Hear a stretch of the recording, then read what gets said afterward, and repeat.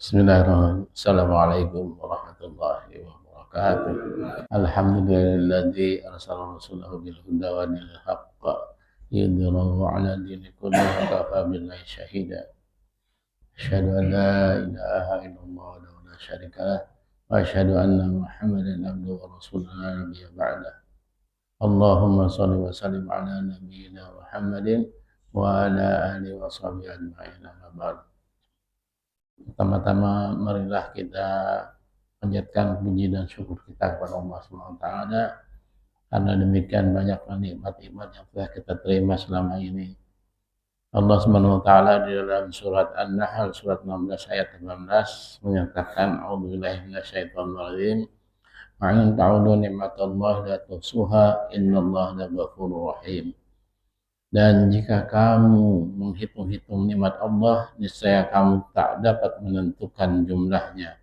Sesungguhnya Allah benar-benar Maha Pengampun lagi Maha Penyayang. Oleh karena itu, mari kita senantiasa bersyukur dan mengucapkan lisan kita alhamdulillah, kemudian mengamalkan seluruh ajaran-ajaran Islam secara konsisten dalam kehidupan kita sehari-hari. Salawat dan salam semoga tetap tercurah terlimpahkan kepada junjungan kita Nabi besar Muhammad sallallahu alaihi wasallam serta seluruh keluarga, sahabat dan umatnya yang tetap istiqomah melaksanakan syariat Islam sampai akhir zaman nanti. Jamaah salat subuh yang dimurahkan Allah SWT, pada kesempatan ini izinkan saya untuk menyampaikan sebuah nasihat diri yang insyaallah akan memberikan inspirasi dan wawasan baru bagi kehidupan kita sepanjang kehidupan kita ini, yaitu judulnya bersiapan menghadapi hari esok yang kekal. Jamaah salat subuh yang dimuliakan Allah SWT, dalam kehidupan di dunia ini yang begitu padat, seringkali kita lupa satu hal penting, bahwa kehidupan ini tidaklah kekal. Dalam surat Al-A'la surat 87 ayat 17 Allah SWT berfirman, wal akhiratu khairun wa abqa, padahal kehidupan akhirat itu lebih baik dan lebih kekal. Kita berlari mengejar harta, mengejar jabatan, mengejar popularitas dan kenikmatan, di mana sifat dari semua itu hanyalah sesaat atau sifatnya fana, tidak kekal. Justru kita cenderung melupakan tujuan hakiki dari penciptaan kita.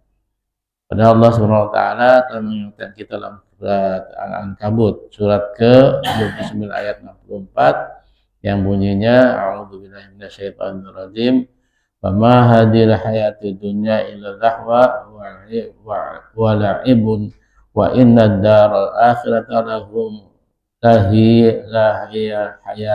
hayawan law kanu ya'lamun. Dan kehidupan dunia ini hanya senda gurau dan permainan, dan sesungguhnya negeri akhirat itulah kehidupan yang sebenarnya, sekiranya mereka mengetahui. Ya, ayat ini selalu menjadi pengingat kita sebagai seorang muslim bahwa dunia ini bukan merupakan tempat yang bisa ditinggali manusia selama-lamanya. Dan akhir dari kehidupan selalu memantau kita setiap detiknya.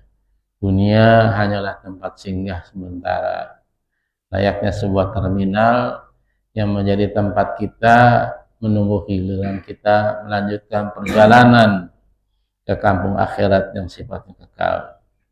Dunia hanyalah menjadi ladang tempat kita menanam amal, dan hasilnya tentunya kita akan petik di akhirat kelak.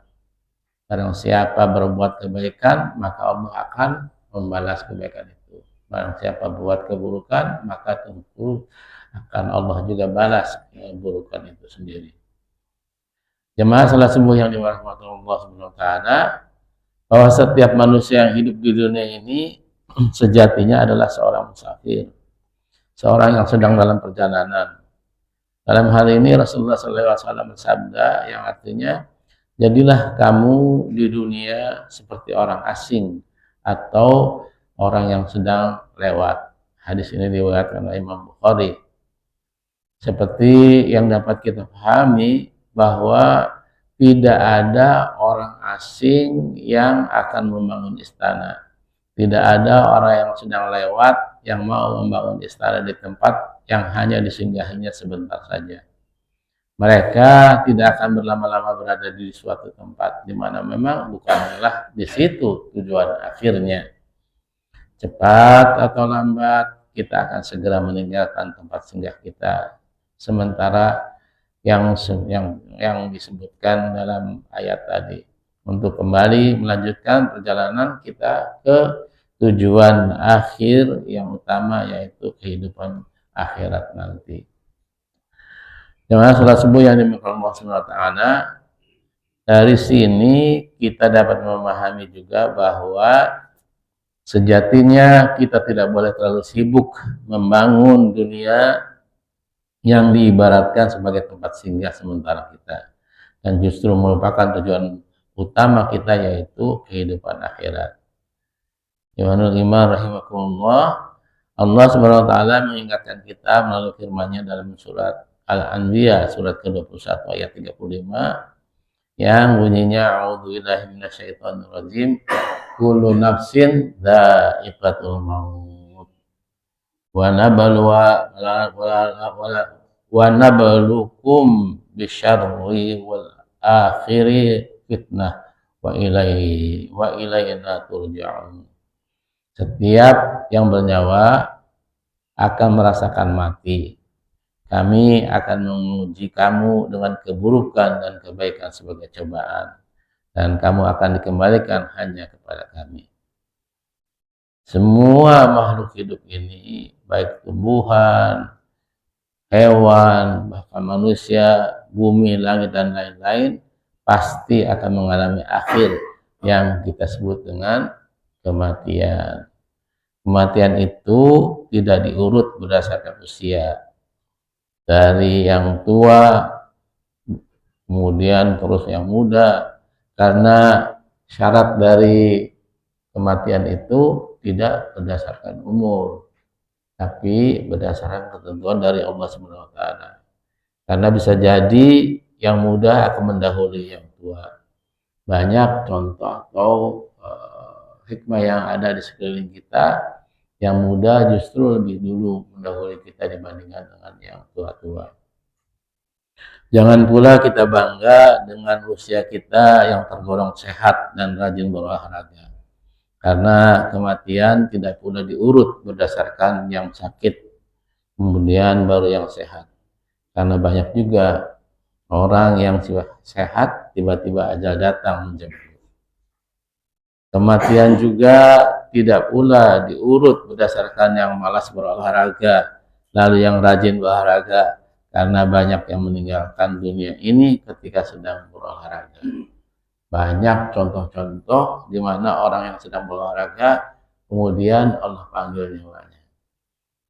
Kematian juga datang tanpa melihat bagaimana kondisi atau keadaan kita saat itu. Ketika datang, ya datang, kemudian datang sesuai dengan waktu yang telah Allah Subhanahu wa taala tetapkan kepada makhluknya. Ketika ajal telah datang, siapa yang bisa menundanya? Menunda untuk saat atau bahkan sedetik?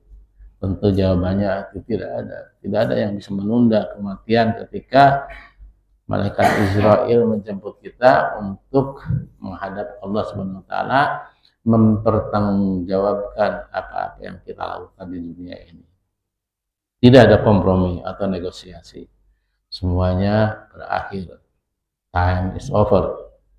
Sebagaimana Allah Subhanahu wa taala berfirman dalam Quran surat Al-A'raf surat ke-7 ayat 34 yang bunyinya a'udzubillahi minasyaitonir rajim wa likulli ummatin ajal wa idza jaa ajaluhum la yastakhiruna sa'atan wa la yastaqdimun.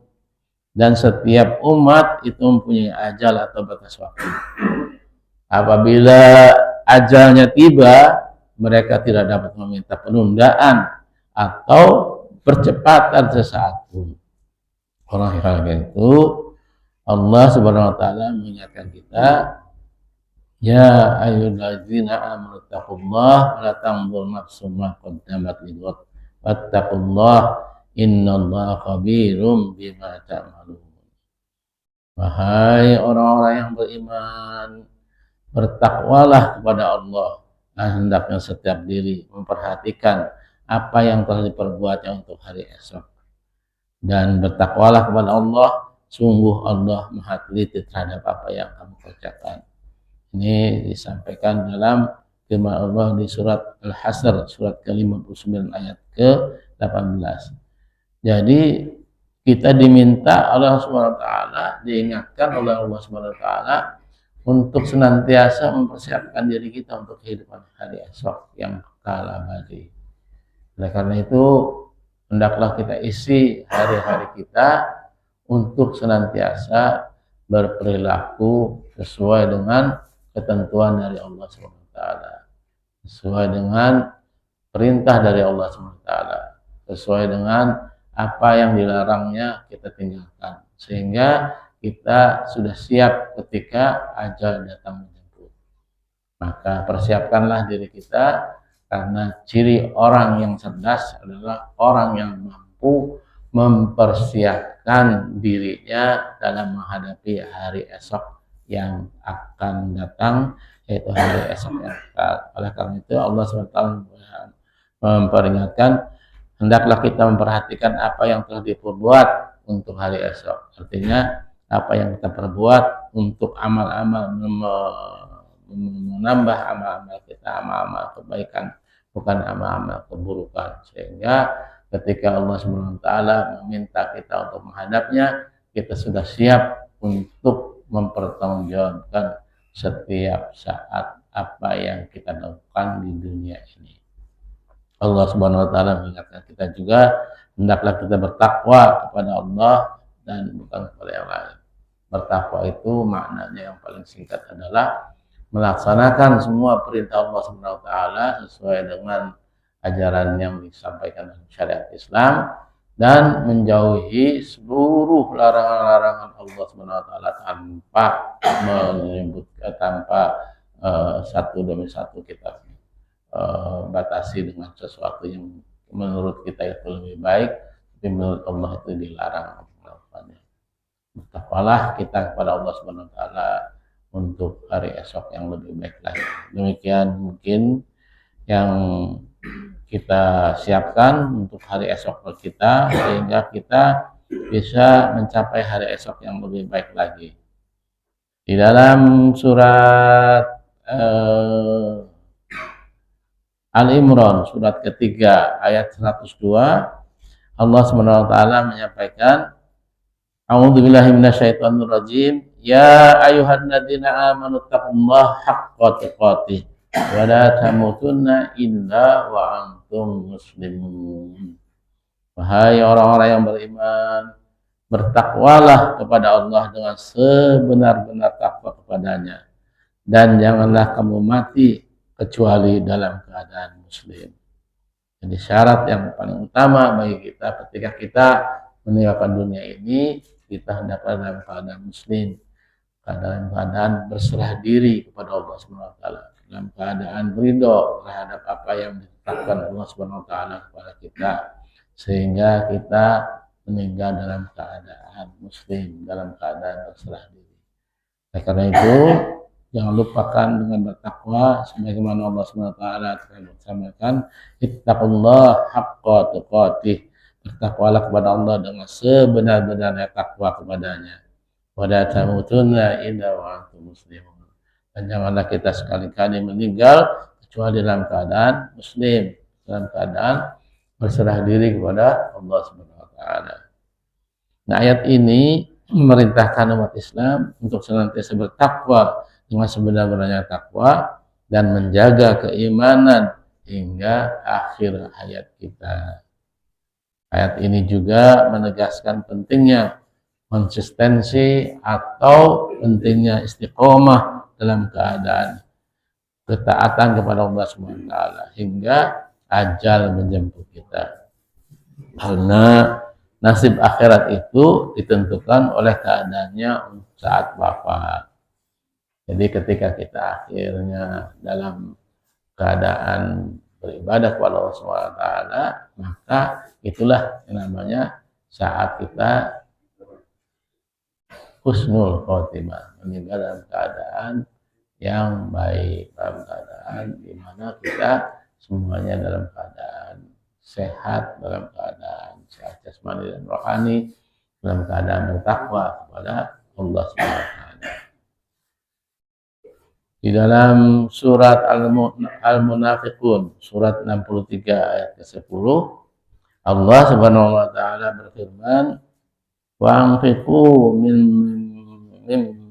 mimma razaqnakum min qabli ayati ayyamul ahadakum maut wa yaqulu rabbi laula akhartani ila ajalin qarib asaddaqu wa akum minas sholihin." Dan infakkanlah sebagian dari apa yang telah kami berikan kepadamu sebelum kematian datang kepada salah seorang di antara kamu. Lalu dia berkata menyesali, "Ya Tuhanku, sekiranya Engkau berkenan menunda kematianku sedikit waktu lagi, maka aku dapat bersedekah dan aku termasuk orang-orang yang soleh." Ini pesan penting bagi kita semua, bahwa harta itu jangan menjadikan kita lupa diri kepada Allah Subhanahu wa taala. Jangan kita melupakan negeri akhirat. Oleh karena itu, mari infakkan sebagian dari harta yang diberikan Allah Subhanahu wa taala kepada kita, agar kita tidak menyesal ketika kematian telah datang kepada kita. Oleh karena janganlah kita seperti orang-orang yang menyesali, di mana Allah Subhanahu wa taala menyatakan dalam perkataan dalam firman-Nya bahwa orang tersebut akan menyesali dengan menyebutkan, "Ya Tuhanku, sekiranya Engkau berikan sedikit waktu lagi untuk menunda kematianku, maka aku dapat bersedekah." Jadi orang yang akan meninggal itu bukan dia ingat kepada sesuatu, tapi dia akan menyesal, kenapa kok saya tidak bersedekah pada saat saya hidup. Oleh karena itu dia menyesali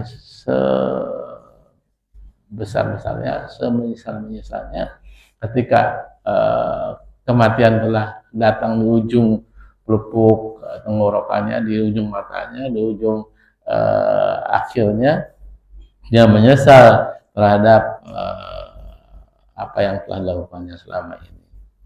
Oleh karena itu, mari kita yang memiliki sedikit, karena Allah tidak meminta banyak, sedikit dari harta yang telah diberikan Allah kepada kita, untuk senantiasa bersedekah. Dalam hal bersedekah ini bukan dari jumlahnya, tapi dari keistiqomahan kita untuk melaksanakan memberikan sedekah, keajegan kita, kekonsistenan kita dalam melakukan sedekah ini tadi. Allah SWT mengingatkan bahwa ketika ajal tiba, lalu dia berkata menyesali tadi. Oleh karena itu, mari kita saling mengingatkan dalam hal kebaikan dengan penuh kebenaran dan kesabaran. Sebagaimana Allah SWT berfirman di dalam surat Al-Asr, surat 103 ayat 2 sampai 3 yang bunyinya, "A'udzubillahi minasyaitonir rajim. Innal insana lafi khusr illal ladzina amanu wa 'amilus sholihati wa tawashaw bil haqqi wa tawashaw bis sabr."